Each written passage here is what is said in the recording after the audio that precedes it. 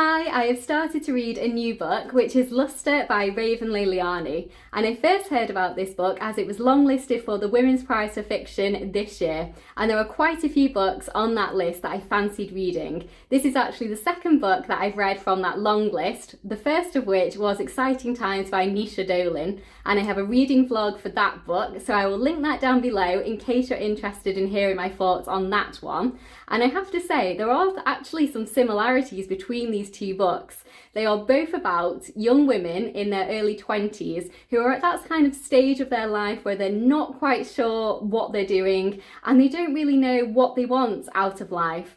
And they're also both quite disillusioned with their jobs. And they're both quite witty books in the sense that they have excellent observations on people, especially excellent observations on themselves as main characters. So yeah, I can see quite a lot of parallels between this book and Exciting Times. Obviously they're very different in other ways too, but there's definitely some kind of similarities.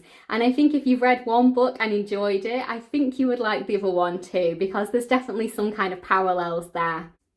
So this book is about a young black woman named Edie. She's in her early 20s and like I say, she is very unhappy in her job. She doesn't have a very nice living situation and she's very much struggling for money. The only thing that she really has in her life is looking for a new relationship. So she meets a man called Eric, and Eric is married, but he's in an open marriage with his wife, who is called Rebecca. And we're just kind of following the development of this relationship.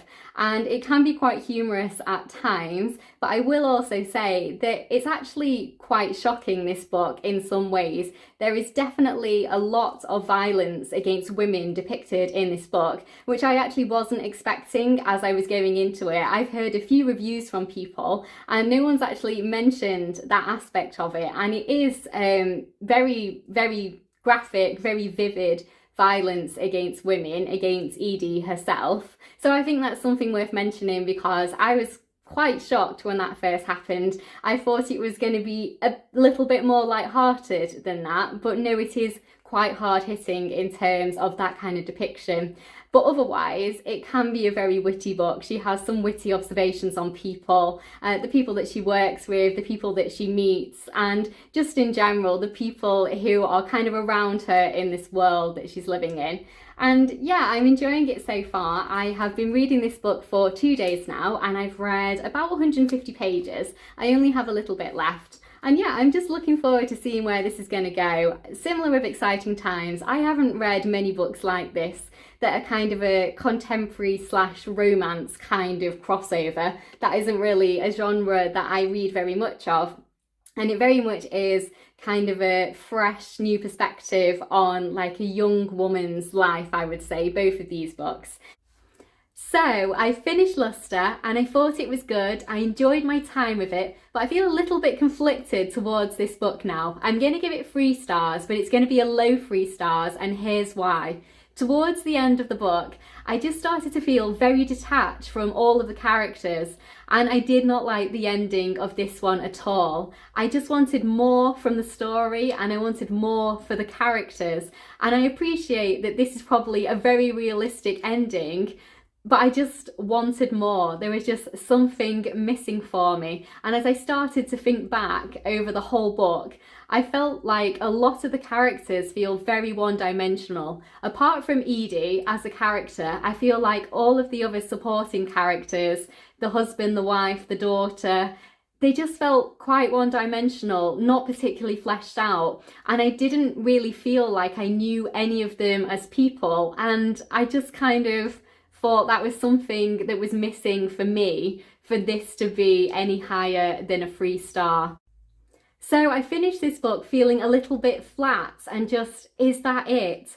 But I am thinking maybe that is the point. I think the character of Edie is done really, really well. She's had a very difficult past and she definitely has a lot of mental health struggles, and she has very low self-esteem, and she definitely has issues surrounding confidence. And I think that explains a lot of the things that happen in this book and the ending, and I do think it discusses a lot of very difficult topics and it discusses them really, really well. But I was just hoping for something a little bit more uplifting towards the end, something a bit more, and I didn't get that, but again, maybe that's the point. So it's definitely a 3-star read for me. I did enjoy it, but it's going to be a low 3-star because there was just something missing for me. It just wasn't quite the book for me, but I can certainly appreciate why it is so well loved, because it does a lot of great things really, really well.